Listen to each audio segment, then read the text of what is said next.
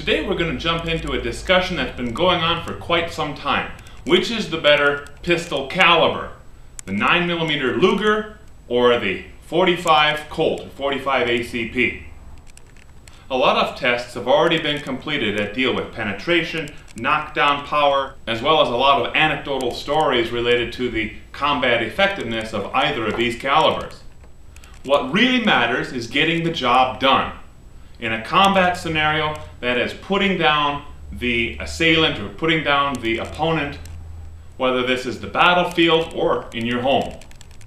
So what we're going to do is we're going to talk about a set of minimum criteria to get that job done. What I've set up is a scenario. We're going to use some ballistic gelatin that is covered with or clothed with heavy denim. This is similar to an FBI test that is done called the heavy denim test, into ballistic gelatin, and we're going to place that target behind an interior wall or a portion of an interior wall, some drywall that bullet is going to have to pass through. Then we're going to look at the penetration of that bullet into the ballistic gelatin and try to pull that bullet out and look at expansion and weight retention and those sorts of things. Let's go take a look at the guns that we're going to be using for this scenario. We're going to be using two classic guns today. This is the model 1911A1, Jonathan Moses Browning's design, classic design. As you can see, this firearm is unloaded and clear. Now this is the .45 ACP, and it's long been touted as a real man stopper, something that can put someone down. You've probably heard stories about from the military from World War I, World War II, when this thing was in use. And there's a lot of folks that still think very highly of this gun and of this caliber. I do like this gun and I do like this caliber. And one of the drawbacks that a lot of folks complain about is the fact that this carries 7, maybe 8 rounds. It all matters on the mag that you're using, and that's it. But don't be confused that the discussion is not really about the 1911 versus the 9mm. It's the .45 versus the 9mm. And there are other .45s in production today that have a much greater capacity than just 7 or 8 rounds. The other gun we're going to be looking at today is the classic CZ75B. This gun, again unloaded, has a mag capacity of 17 and 9mm Luger or 9mm Parabellum. This gun, a lot of folks in America don't know, this gun is in very wide use throughout the world, and in fact there's probably no other handgun in the world that has been adopted by more militaries and more police agencies or law enforcement agencies than the CZ75. So we got two classic guns that we're going to be looking at. The CZ75 firing the 9mm versus the model 1911A1 firing the .45 ACP. So I think I have a pretty unique perspective on this whole issue of 9mm versus .45. When I was an MP from the mid-80s to early 90s, I started off using the .45 1911. And then we transitioned to the 9mm Beretta. And let me tell you, that brand new Beretta 92 9mm pistol really made the 1911 look bad. Those old, worn-out 1911s. But that's not necessarily the case that we're dealing with today.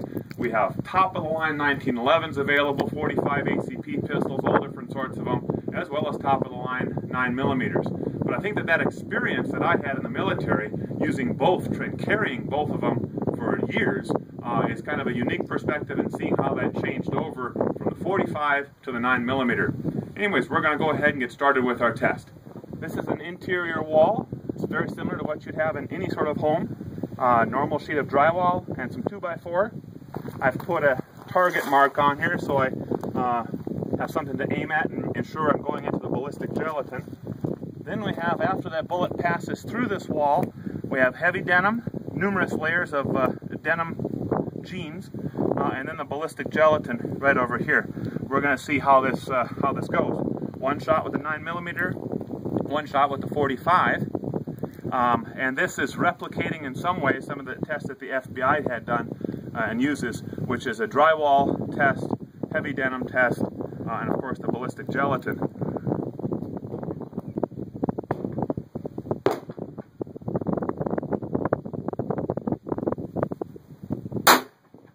Well, that was cool. Got a perfect shot here. We see where it came through the entire wall, through the wall here, through the denim, and into the gelatin. Now I can see a little bit of the wound channel right in here, and it looks like it went in about 4 or 5 inches. We'll cut it open later on and take a very close look at it. Okay, so what we're using here, by the way, is, in both cases, I'm using Hornady HAP bullets. The 9mm is firing a 115 grain bullet, Hornady HAP. This 45 is firing an HAP 230 grain bullet.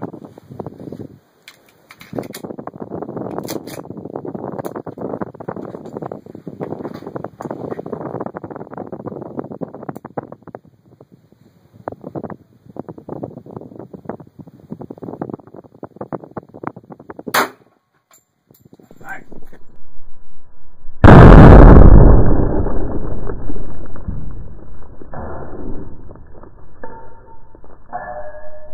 Well, first of all, where you can see it's a bigger bullet. Strike was just perfect, right where we wanted it. Quite a large exit on this first sheet of drywall. Went through the second one. Went through the jeans, completely through the jeans. And yeah, here we go. Oh, I can see a nice wound channel. Hey, it ended up right here. Look at there. See that? That's the bullet. In fact, you can see denim. It put denim from here all the way into the end of this wound channel. Okay, so looking here, looks like we have about 10.5 inches, maybe 10.25 inches to where I can definitely see the bullet.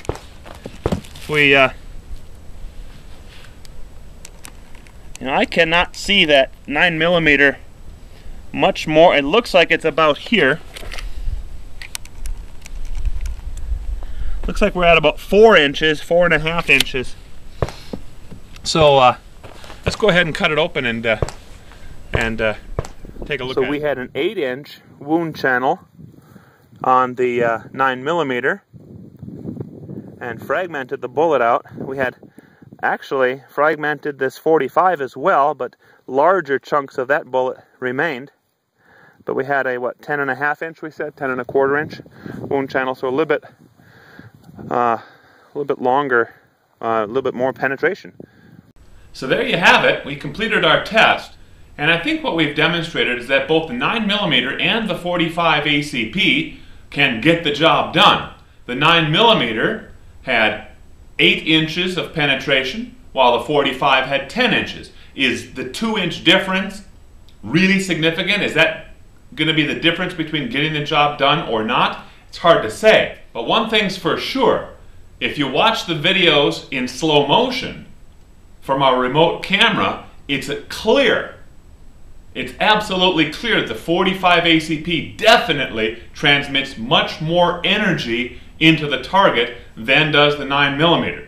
But what it really comes down to is how well can you handle either of those guns. You might find a 9mm pistol that fits you very well and you can shoot it very, very well. Well, that's the better choice for you. On the other hand, you may find a 45 that fits you well and you shoot it very well. Well, that's the gun for you.